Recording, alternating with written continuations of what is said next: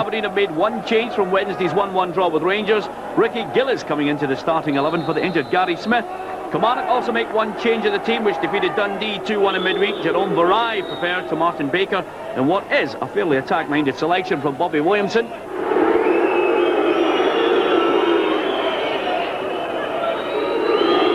Two former Rangers players linking up there, Durrant and McCoist. Killie quite happily and cautiously playing it back to Gordon Marshall. Well, that's a bit short. Ian Jess is in there. Good save by Marshall. Well, Kilmarnock, although appearing cautious, the mistake almost capitalised on by Ian Jess. And Durrant again just trying to pick out Ali McCoist. He's in there. That looks as if it could have been a penalty kick. And Mark Perry has been penalised. Ali McCoist has earned Kilmarnock a penalty. And Perry has been booked for his efforts. Well, the perfect start for Aberdeen. But this is the first real attack from Kilmarnock. McCoist trying to bring it down, and there's the arm pulling McCoist. Well, Perry's already scored 2 goals this season for Aberdeen. But on that occasion, he's given away a penalty and a chance for an early lead for Kilmarnock, who haven't really been in this game. 12 minutes. Paul Wright, the former Aberdeen player, steps up. 1-0 Kilmarnock. Cool as you like. Paul Wright sticks the ball away, and Kilmarnock have a 1-goal advantage. Aberdeen 0, Kilmarnock 1. Beautiful execution. Wright just opting to put it dead centre, and Jim Leighton could do nothing about it.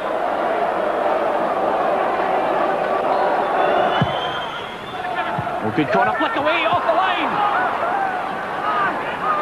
Well, Aberdeen have to thank Andy Dow, because that was a crucial stop on the goal line. It was just the deftest of head flicks. Lovely flick there, and Dow didn't really know much about it. It was actually Kevin McGowne who got the touch, and Jim Leighton was well beaten.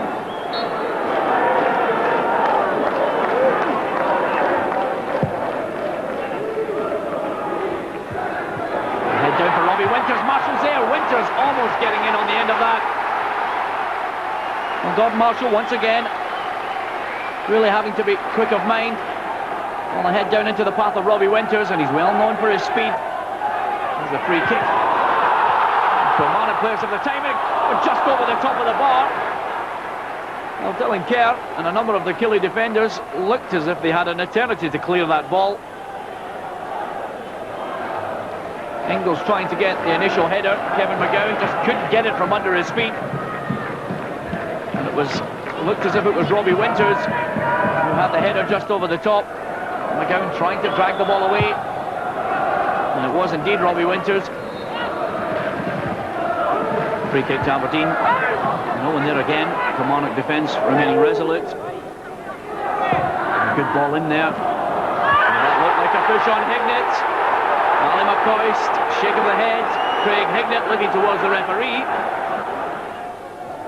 And here's Robbie Winters trying to play a quick one in. Marshall having to look lively. Mike Newell was there. It was a good idea by Robbie Winters. Gordon Marshall put under the first real bit of pressure in this match. Of course, to just flick it over. I'm not quite certain Mike Newell would have got there. Hignett has it again. A wall of Kilmarnock players.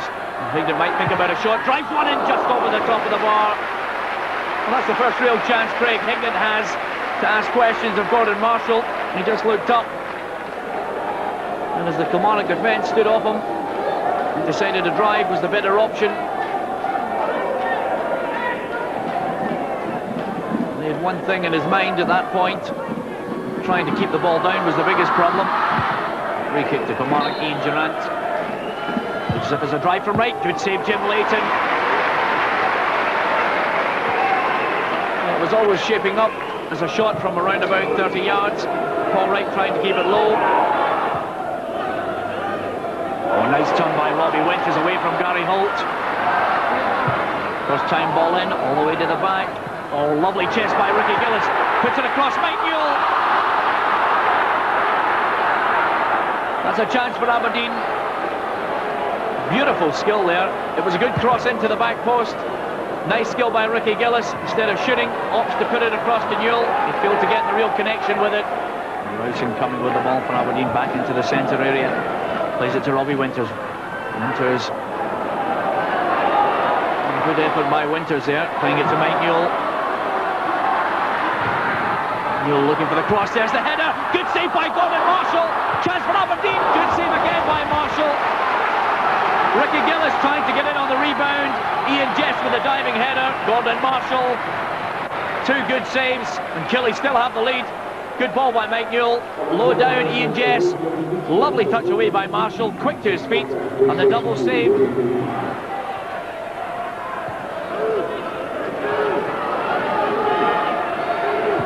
Anderson with the cross. Mike Newell putting it down. He's offside. Robbie Winters. Well, that would have been the perfect start. Lovely headed down by Newell, but Winters clearly gone onside. Good ball in by Russell Anderson. And it's not at this stage Newell onside. It's the actual header into the path of Robbie Winters. Well, we've come up here last season. I think we got a couple of draws, so it was nice to go that step further tonight. And it's all credit to the players. They worked their socks off, and it was very much a squad effort. The young guys that come on here, they end done their shift as well.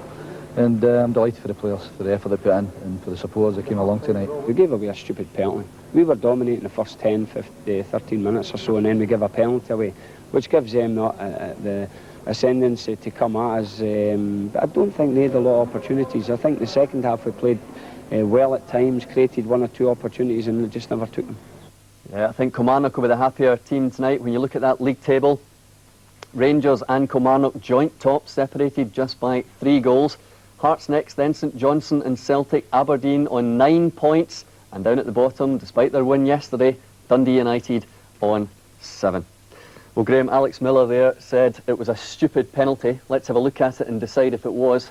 McCoist certainly knew what he was doing. Well, it was clearly a penalty, and Ali's he's amazing when Ali goes down. He actually dives up the way before he goes down, McCoist, on these occasions.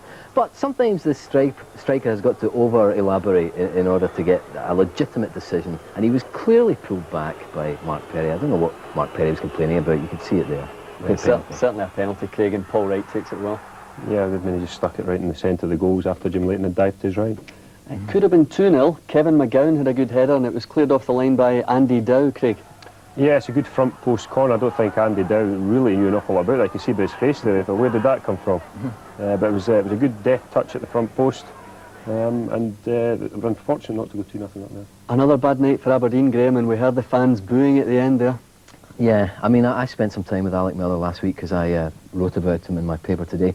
He's got to totally restructure that side, but there's a kind of inbuilt curse about Aberdeen throughout the whole 1990s. Alex Smith, Willie Miller, Roy Aitken, they all suffered from it. An initial spurt of optimism, team rebuilding, and then everything disintegrated. And I suspect Alec Miller's got to face that challenge ahead. OK, and a recap of that result tonight. Aberdeen 0, Kilmarnock 1. I'm afraid that's all we have time for on Scott's Boat this evening. Thanks once again to Craig Levine and Graham Spears for their words of wisdom. From Craig, Graham and me, good night. See you Friday.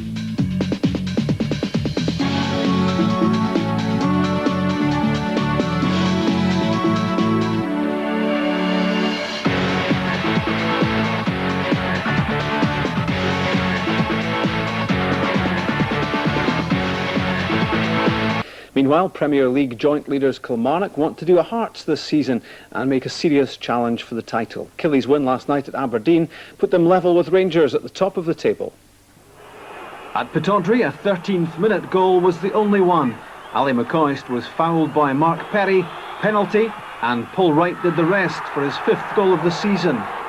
Despite a second half flurry by Aberdeen, Kilmarnock deservedly took the point. The home team were booed off the pitch at the end. But can the Rugby Park side sustain a title challenge as Hearts did last season? We want to be up there challenging, obviously. We don't want to be down the bottom half of the table. And to do that, we've really got to work hard and be consistent in performances, and hopefully we can follow suit from Hearts. They set the guidelines last year. And if we can do the same, we'd be delighted.